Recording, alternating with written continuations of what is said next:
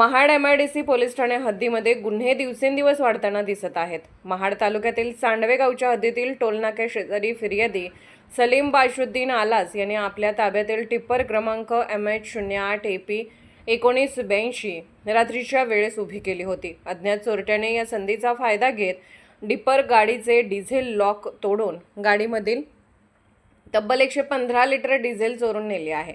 सदरची घटना 12 मे रोजी रात्री 3 वाजण्याच्या दरम्यान घडली असून चोरटा CCTV फुटेजमध्ये कैद झाला आहे। मागील काही दिवसांपूर्वी महाड येथून देखील अशाच प्रकारे गाडीचे लॉक तोडून डिझेलची चोरी करण्यात आली होती। यावेळी चोरटे चारचाकी गाडीमध्ये चोरी करण्यासाठी आले असता CCTV फुटेजमध्ये कैद झाले होते।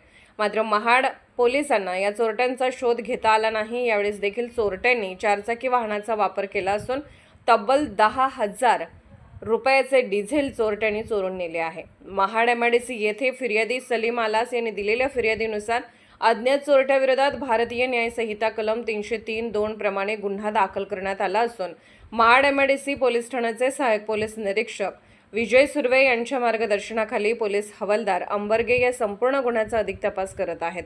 संबंधित घटनेतील डिझेल चोरांना पकडण्याचे मोठे आव्हान महाड MIDC पोलिसांसमोर उभे असून लवकरात लवकर डिझेल चोरांना पकडून त्यांच्यावर कडक कारवाई करावी अशी मागणी गाडीच्या मालकाकडून करण्यात आली आहे। जागृत महाराष्ट्र न्यूज, रामदास चव्हाण, महाड, रायगड।